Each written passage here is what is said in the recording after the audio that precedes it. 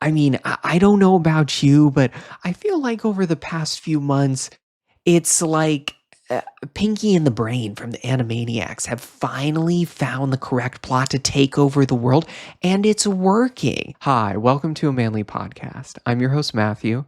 On a Manly Podcast, I talk about topics related to men and masculinity in American culture and society. And on this episode, I'm talking about what AI says about men. AI is everywhere these days, and that's not necessarily a bad thing. It saves people hours of time, and what used to be tedious, boring work that took maybe days now takes minutes or seconds, and it makes people's everyday lives easier. 500 million plus people use ChatGPT each week. And it keeps growing and growing. And there are more and more companies adopting AI first. There was the Duolingo CEO who had that controversial LinkedIn post. He said that they were going to phase out contractors for AI work, look for AI skills when hiring, and evaluate AI use in performance reviews. They were going to be an AI first company. But then at the end, he tried to kind of flip the script and say, but we care about employees too. Even though the entire letter, he's basically saying, the machines can do it better. The Duolingo CEO learned that it's hard to be AI first and people first at the same time, because he had to walk back these comments and say that AI won't replace what our employees do.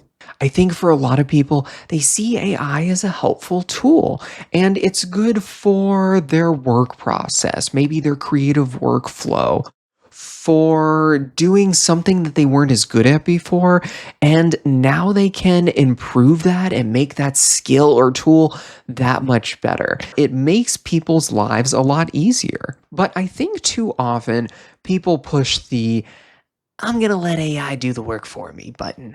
And it's too easy sometimes, especially if the language learning model like ChatGPT or Gemini is able to churn out something that sounds very realistic, sounds like a real person wrote it or created it. I've read a lot of articles recently about higher education where students use AI to write their essays, or teachers use AI to grade papers and write feedback. In an article I read where they quoted students, the students kind of had a similar consensus.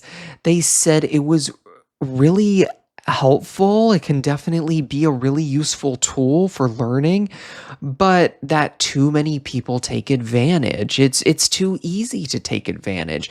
And so there's no regulation or policy in place about how it can be used, when it can be used, what it can be used for, and what it shouldn't be used for. People are much more enamored with what AI can do. It's features, how advanced the software is. And there's no one who's really like, oh, wait a minute. What about data privacy? What about data protection?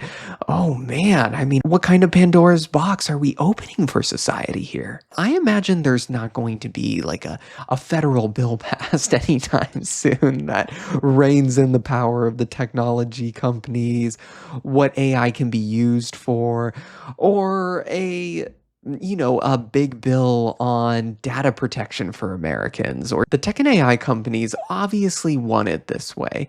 And given how powerful they are, the wealthy men who run them have almost an unrestrained sense of power. They're like James Bond villains, very international conspiracy to take over the world vibes.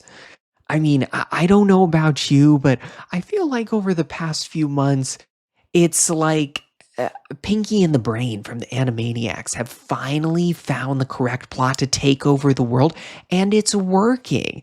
And that's the kind of vibes I get from the tech and AI CEOs, owners, funders. It's cringy, but comical too. And there's comical elements to this whole world. Like ChatGPT apparently has a very nice library at its headquarters, which is the architectural centerpiece of its offices built at the request of the CEO. And the CEO loves books. Apparently, at his private residence, it is floor to ceiling books in his dining room and living room.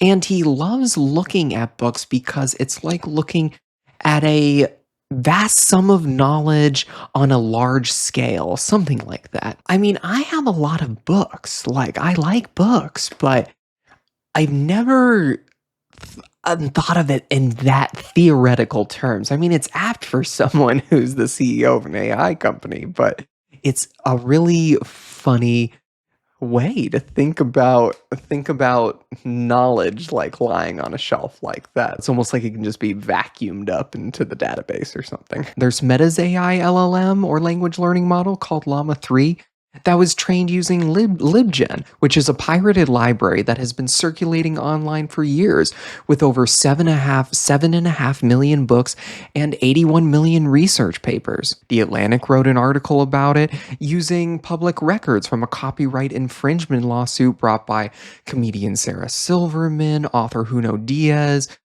and others against Meta regarding this use of LibGen for Llama 3. There's an AI military startup named Anduril after Aragorn's sword that he reclaims in the fantasy novel Lord of the Rings.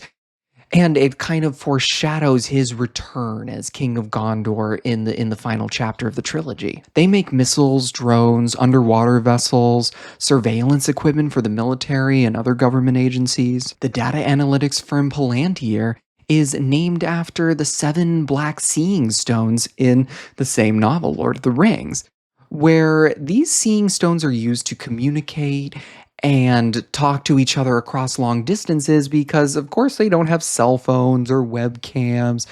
But this is how Sauron and Saruman, the bad guys, talk to each other. This firm I've read about in the last couple weeks or so has contracts with all sorts of government agencies trying to bring Americans' records, health records, IRS, Social Security, educational records, bring them all into one centralized place. And this type of unprecedented database, whoever has access to it, would have an incredible amount of information and surveillance over Americans. And also, not to mention, there's the cybersecurity and data privacy, data protection concerns that go along with it. The data AI and tech companies get from the conversations they have with people is invaluable. It's an unprecedented level of surveillance they have into our public and private lives. And the CEOs, the funders, the owners of the tech and AI companies, I feel like they get this big steroid ego boost from AI, especially because our president is a big AI champion. These men feel all powerful. And the world of the peasants is below them, using their products, using their software, and they can control and mold the world as they see fit. These companies want us to spend more time with their features, software, products. They want us to adopt that AI first mantra. But whenever people adopt this in any movie, it always ends terribly. Think about any Terminator movie, which most of them center around Judgment Day, when Skynet, a missile defense system, becomes sentient and ignites a nuclear holocaust. There's iRobot, the Will Smith movie, that weird dystopian 70s movie, Soylent Green, the 80s movie War Games with Matthew Broderick, Ex Machina, The Killer Robot Megan. In all of these movies, the AI ends up taking on a life of its own, a mind of its own. It goes rogue, it starts killing people, and things turn apocalyptic. There's The Matrix 2, and even though it's 25 plus years old, it's still so relevant for our tech and AI age. I recently watched this and thought, this is some of the best edits, the best film editing in a movie ever, and it's paced so well, and Neo's story moves along perfectly. That builds the action and suspense in this film, and then they move from the Matrix to real life so seamlessly.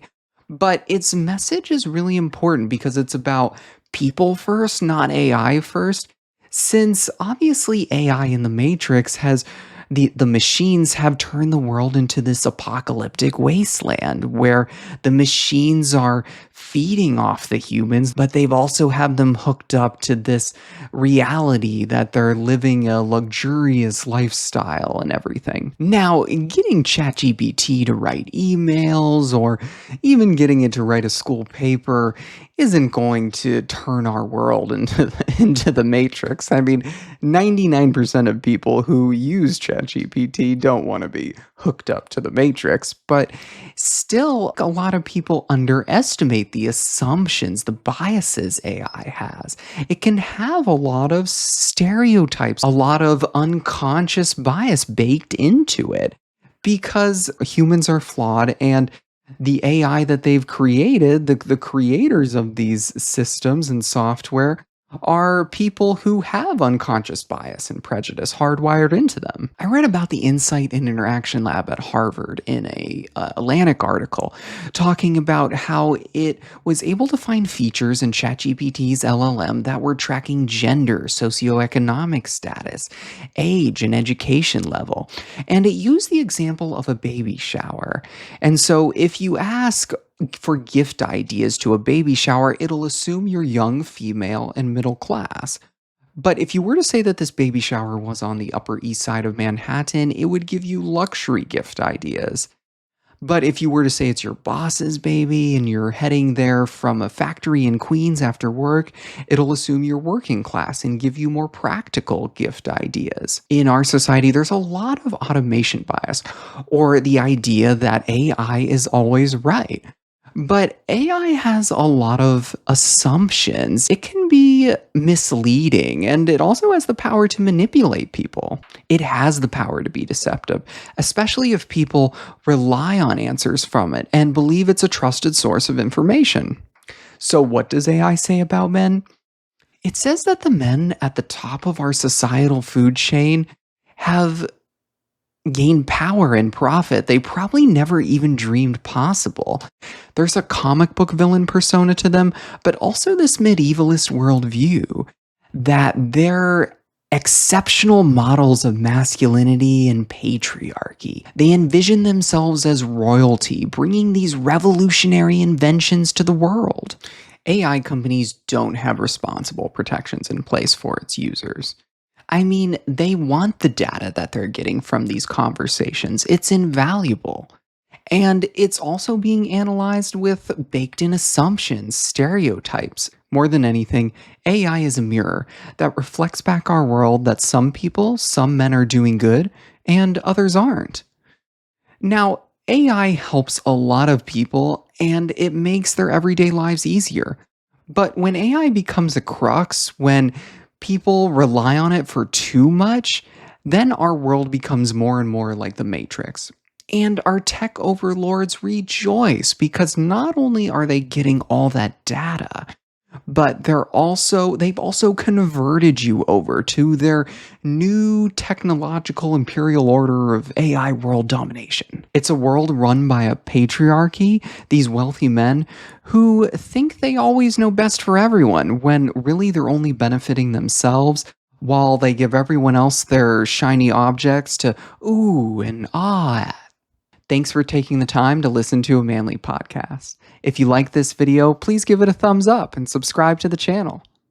For my next episode, I'll be talking about what Interview with a Vampire, the TV show, says about men. Till next time, bye!